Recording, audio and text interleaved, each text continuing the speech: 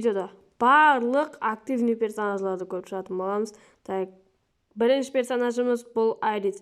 Айрис сцена қойған адамның артынан метка қойып көрсетеді и адамға оқ тигізетін болады. Хам ол уронды сәл ғана азлау жейтін болады, бірақ оқ өтеді. Екінші персонаж осы от адам Игнис. Ол өзінің от сценасын жібереді, хам ода 11-17 қыпысын алатын болады.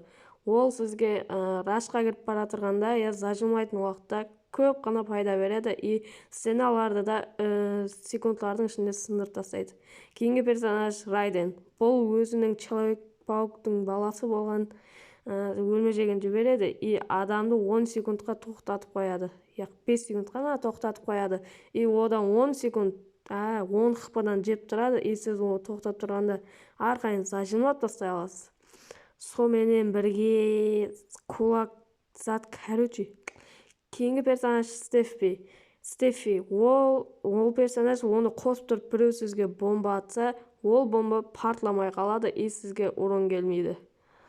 Егер Стефиді броняңыз алқаған кезде, соны Стефиді қосатын болсаңыз, броняңыз толатын болады. Так, енді кейінгі персонаж Кронос. Ол Кроносты қоссаңыз, сіздің қатыңызда көк шар пайда болады и сырттағы адамлар сізге оқ өтірмейтін болады. Алдында бұл персонажда ішінен басқаларға оқ атуыңыз мүмкін еді, бірақ кейінгі обновлениелерде бұл алынып тасталды. Соның менен кейінгі персонажға өтетін уақыт келді. Кейінгі персонаж Камил. Бұл персонаж сізге епі беріп тұратын болады и зонаның ішінде смело бұл персонажбенен жүре бересіз.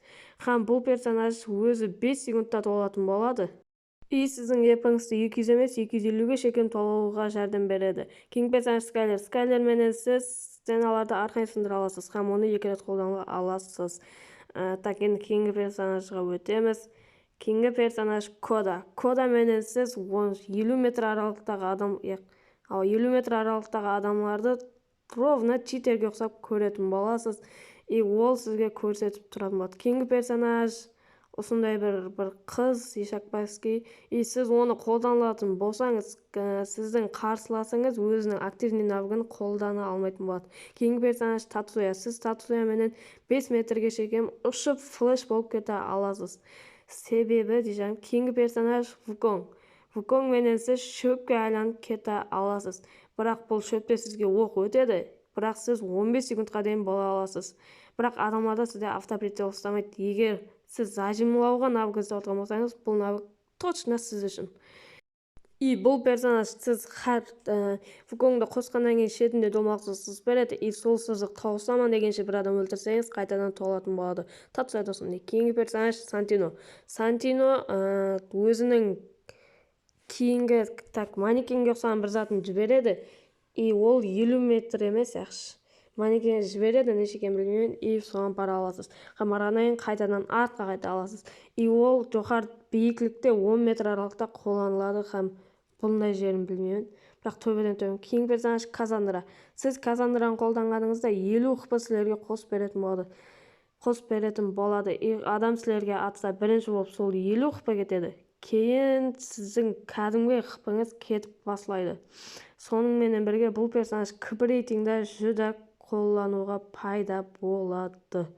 Хам бұл персонаж сізге 12 секунд давам етеді. Кейінгі персонаж Димитрий.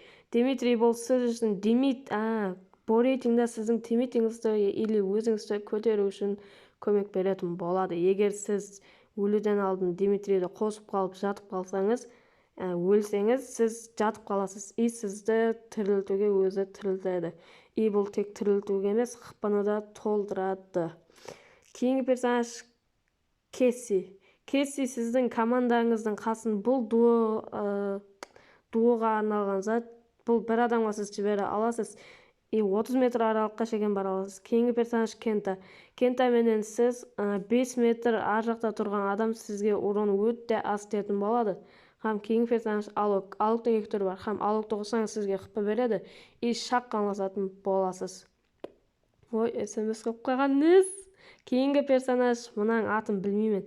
Так, бұны қоссаңыз, сіздің сопернигіңіз әстелесіп қалады, 2 да кететін болады. Кейінгі персонаж Орион. Орион да Вгонға ұқсайды, бірақ оны істету үшін 200 епі керек болады. Сіз бұл персонажды алсаңыз, епіңіз 200 емес 300-ге шейін баратын болады. Бұл 3 секунд давам етеді. Кейінгі персонаж Клуди ма, не бәле шешек. Сіз бұны қолдансаңыз, картада адамлардың қаяқта тұрғаны көрінетін болады. Сіздермен бірге Рико болды. Видео лайк басып, комментарий жазып кетіңіз. Всем бай-бай.